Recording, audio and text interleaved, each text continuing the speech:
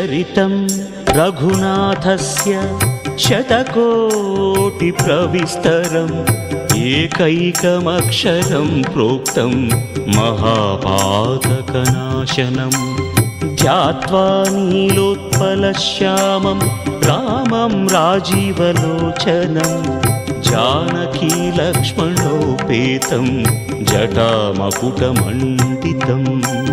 सासितूणधनुर्बाणपाणिं नक्तं चरान्तकम् स्वलीलया जगत्त्रातुम् आविर्भूतमजं विभुं रामरक्षां पठेत् प्राज्ञः पापघ्निं सर्वकामदां शिरो मे राघवः पातु भालं दशरथात्मजः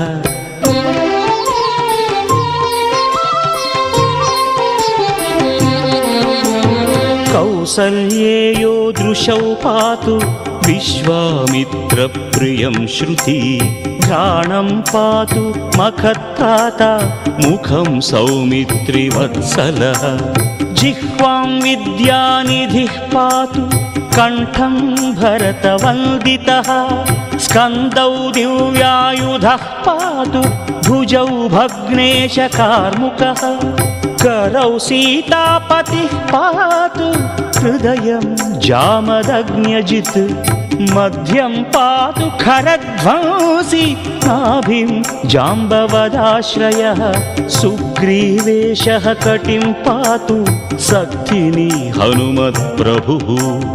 ऊरू रघुत्तमः पातु रक्षः कुलविनाशकृत्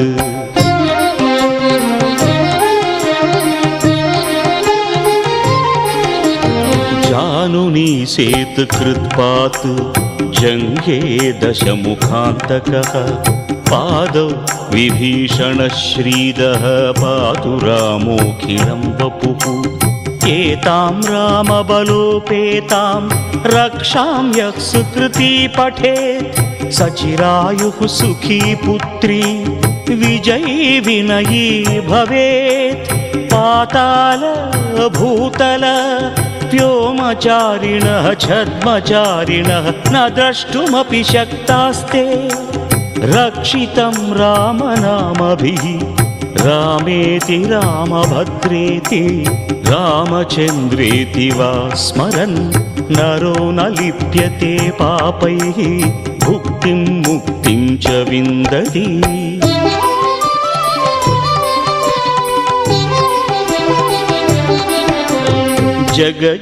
जगज्जैत्रैकमन्त्रेण रामनाम्नाभिरक्षितं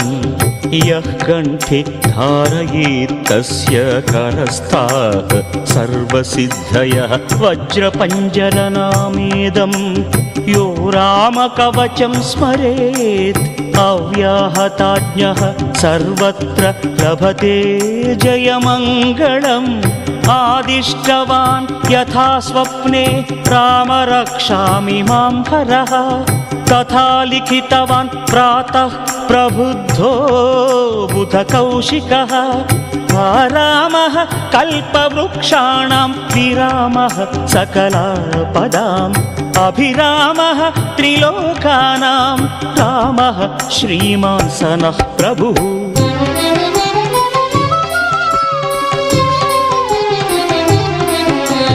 तरुणौ रूपसम्पन्नौ सुकुमारौ महाबलौ पुण्डरीकविशालाक्षौ क्षीरकृष्णाजिनाम्बरौ फलमूलाशिनौ दान्तौ तापसौ ब्रह्मचारिणौ पुत्रौ दशरथश्चैतौ भ्रातरौ रामलक्ष्मणौ शरण्यौ सर्वसत्त्वानां श्रेष्ठौ सर्वधनुष्मतां रक्षकुलनिहन्तारौ त्रायेतां नो रघुत्तमौ आत्तसज्जधनुषा विशुस्पृशा वक्षयाशुगनिषङ्गसङ्गिनौ रक्षणाय मम रामलक्ष्मणावग्रतः पथि सदैव गच्छताम्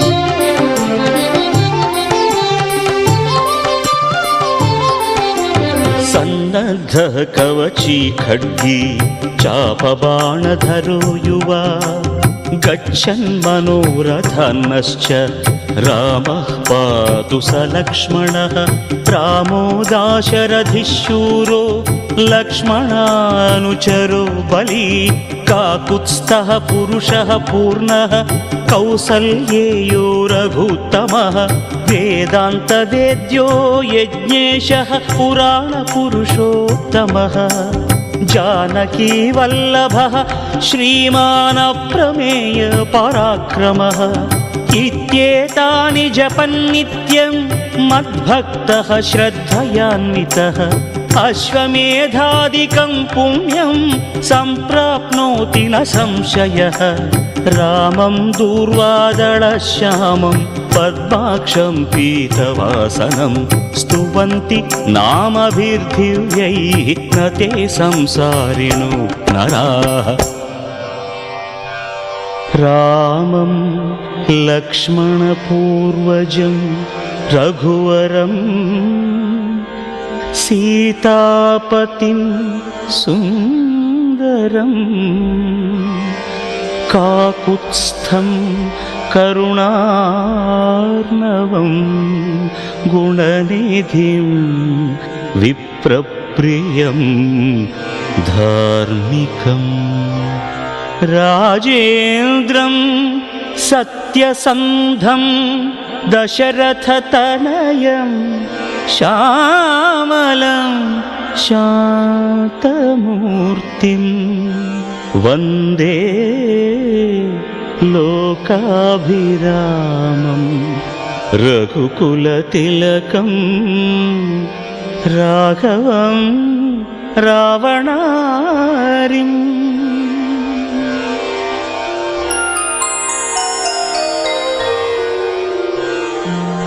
रामाय रामभद्राय रामचन्द्राय वेधसे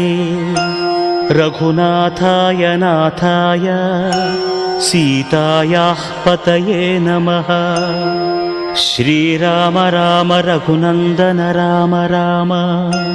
श्रीराम राम भरताग्रज राम राम श्रीराम राम रणकर्कश राम राम श्रीराम राम शरणं भव राम राम श्रीरामचन्द्र चरणौ मनसा स्मरामि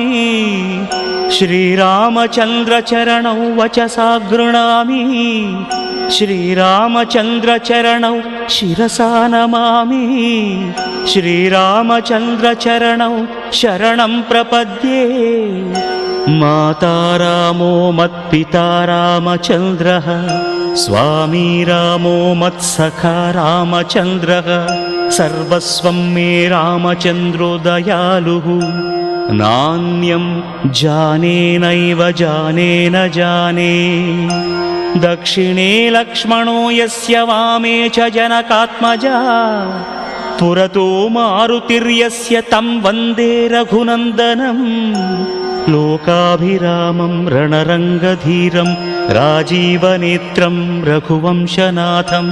कारुण्यरूपं करुणाकरं तं श्रीरामचन्द्रं शरणं प्रपद्ये मनोजवं मारुततुल्यवेगं जितेन्द्रियं बुद्धिमतां वरिष्ठं वातात्मजं वानरयूथमुख्यं श्रीरामदूतं शरणं प्रपद्ये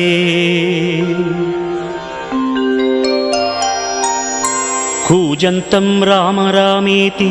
मधुरं मधुराक्षरम्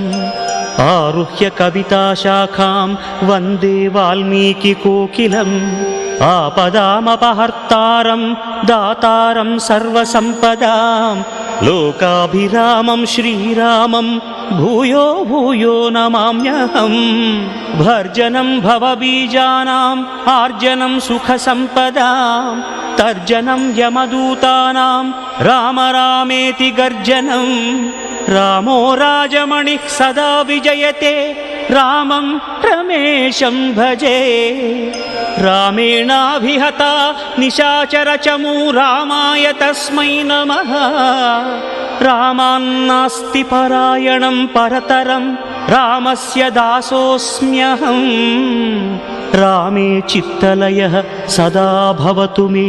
भो राम मामुद्धर श्रीराम राम रामेति रमे रामे मनोरमे सहस्रनाम तत्तुल्यं रामनाम वरानने इति श्रीबुधकौशिकमुनिविरचितं श्रीरामरक्षास्तोत्रं सम्पूर्णम्।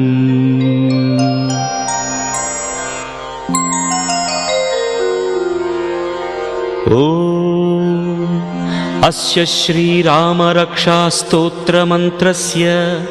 बुधकौशिक ऋषिः श्रीसीतारामचन्द्रो देवता अनुष्टुप्-छन्दः सीताशक्तिः श्रीमान् हनुमान् कीलकं श्रीरामचन्द्रप्रीत्यर्थे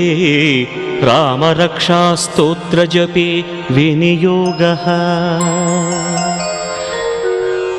ध्यानम्